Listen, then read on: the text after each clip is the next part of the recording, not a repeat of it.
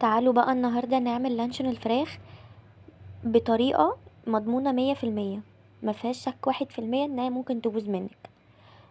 من غير بقى بيض ولا جيلاتين ولا جبنة نستو ولا دقيق ولا الكلام ده كله. حاجة كده مفيدة ومغذية جدا، ونضيفة انضف من بره. فتعالوا كده نبدأ مع بعض، بس قبل ما ابدأ ما تنسوش اللايك والاشتراك في القناة. في الاول كده انا جبت هنا صدر فرخة، غسلته كويس بالملح والليمون والدقيق. وبعدين شلت منه اي حاجة، عروق او اي حاجة ممكن ما تتفرمش في الكبة وتضايقني في الاكل.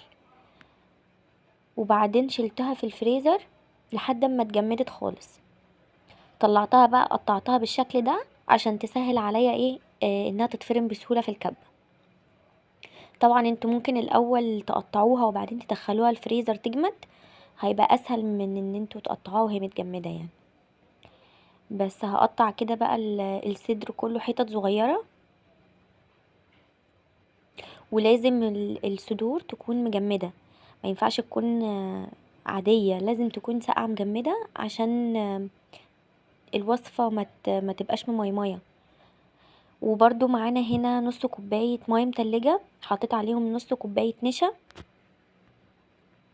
وحطيت ربع معلقة توم باودر وربع معلقة بصل باودر ونص معلقة مرقة دجاج فورية.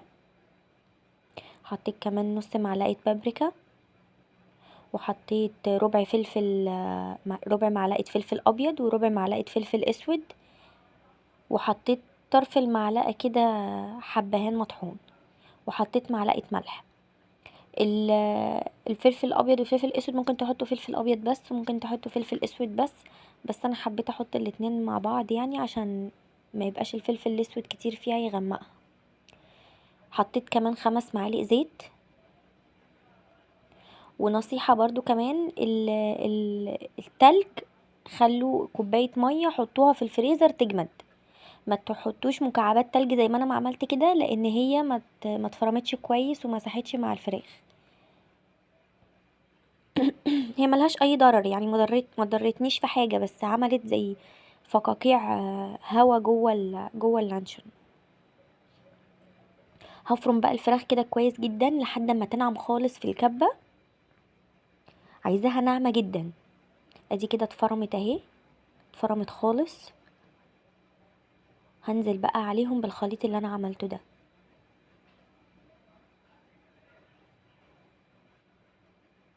نضرب بقى تاني لحد ما تنعم خالص، هتبقى عاملة زي الكريم كده.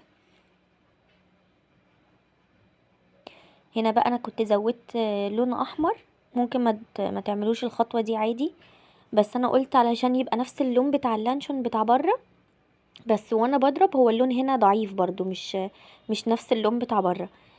بس وانا بحط اللون وبضرب آه الكبة عندي الجهاز بتاعها طلع ريحة كده، خفت احسن يتحرق فما كملتش. فحابين انتوا تخلوا لونها روز زي بتاع بره، ضيفوا زودوا لون. هنا جبت الكيس الحراري، دهنته كده نقطتين زيت وفردتهم في الكيس عشان لما احط العجينه تبقى سهله معايا ان انا اعرف افرغ منها الهواء بسهوله، ما تقعدش تلزق في الكيس. هفرغ كده الهواء منها بالشكل ده، وهحاول بقى اشكلها تبقى اسطوانيه كده، واضغط بايديا عشان الهواء يطلع. برضو انا لما عملتها كانت برضو الهواء عايز يطلع منها شويه، بس زي ما قلتلكوا اللي برضو خلى يبقى فيه هوا كده في اللانشون من جوه التلج اللي انا حطيته، مكعبات التلج. هبرمها بقى كده، وهجيب ورقة فويل احطها فيها، ونلف ونضغط برضو عشان ما يبقاش فيه هوا خالص.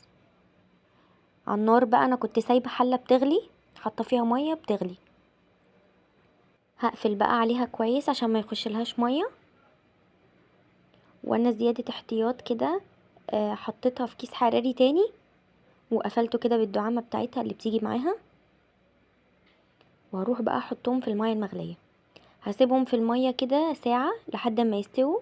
وفي نص الوقت انا قلبت اللانشون على الناحيه التانية، انا هنا طلعته من الكيس الحراري بقى، قلت اشوفه واجرب كده اقطع منه. بس انتوا خدوه حطوه في التلاجة الاول كام ساعة كده، او حطوه ليلة وتاني يوم طلعوه وقطعوه. هو اتقطع معايا بكل سهولة، ما كانش فيه حاجة، بس عشان يبقى اسهل واضمن يعني.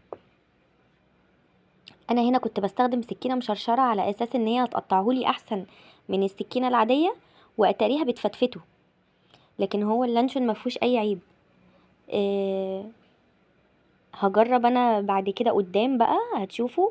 بصوا هنا اللانشون، بس خلينا في الحتة دي. اللانشون بص بيمط نفس المطة بتاعت بره، ونفس طعم اللانشون الفراخ، وحاجة نظيفة ومغذية وتحفة، ضامنة انتي حاطة فيها ايه، وما فيهاش اي مواد حافظة. بس فما تستخدموش سكينة مشرشرة زي ما انا ما عملت، واستخدموا سكينة عادية. هنا انا دخلتها التلاجة، قلت عشان تبرد بقى واعرف اقطعها.